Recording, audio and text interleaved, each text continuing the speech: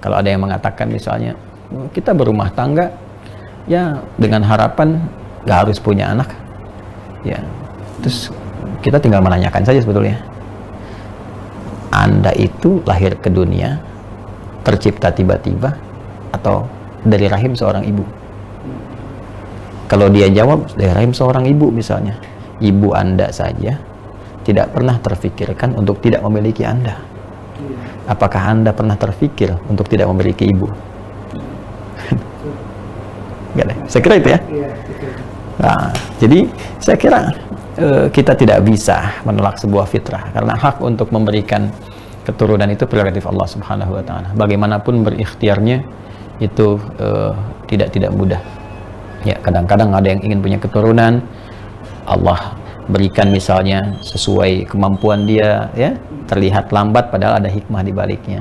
Ada yang pengen cepat jadi lambat, ada yang pengen lambat pengen jadi cepat, ada yang pengen laki-laki jadi perempuan, ada yang pengen perempuan jadi laki-laki.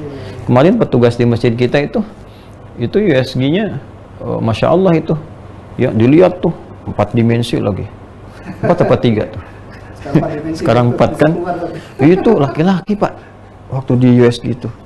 Begitu keluar perempuan, gitu.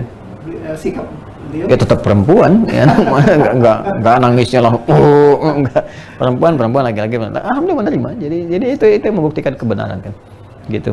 Jadi Allah ya habuli mayyasha, Allah memberikan anugerah kepada siapa yang dikehendaki dengan hikmah tertentu. Jadi saya kira begini, isu-isu semacam ini yang sifatnya dalam pandangan saya tidak produktif ya, ya seharusnya tidak harus diviralkan gitu, ya. Dan juga anjuran kepada siapapun kalau punya persoalan-persoalan pribadi sifatnya atau pengalaman yang sifatnya pribadi yang bukan menjadi hukum-hukum general, ya, konsumsi publik, sudahlah lebih baik jadi konsumsi pribadi saja, dikonsultasikan untuk mendapatkan pencerahan-pencerahan yang baik sehingga merasakan ketenangan. Kadang-kadang juga ada motif ketidaktenangan sehingga ketidaktenangan itu ingin dicurhatkan. Nah, dan agak kurang bagusnya ada sebagian penyakit dari kejiwaan itu yang menjadikan semua orang harus memikirkan dia gitu. Itu jadi persoalan, ya kan? Dia yang misalnya kejebak di dalam lumpur, orang lain harus kenal lumpurnya juga, mikirin dia kan jadi cepat. Yang agak repot juga adalah kok orang-orang pada ngerespon gitu, ikut mikirin, ya.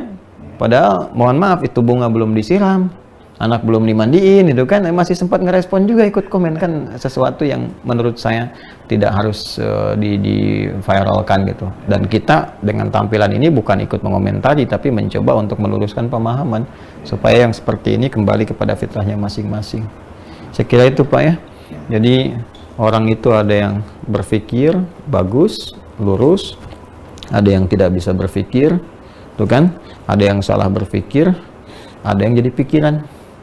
Nah, yang jadi pikiran ini barangkali kita turunkan supaya tensinya agak lebih enak, penting sehat, baik, ya. Jalani kehidupan tuh tenang aja lah. Ya, semua udah diatur kok, rezeki, umur udah diatur, ya kan. Jadi kalau kita berikhtiar apa adanya, nggak menuntut di luar batas-batas kemampuan kita, insya Allah hidup kita tenang. Tapi kalau kita menuntut lebih dari apa yang sesungguhnya Allah amanahkan kepada kita, itu yang bikin kita capek, ya. Keturunan sudah diatur, pernikahan sudah ada aturannya, jadi jangan coba mengatur lagi sesuatu yang sudah teratur sehingga kehidupan kita menjadi lebih tidak teratur pada hakikatnya.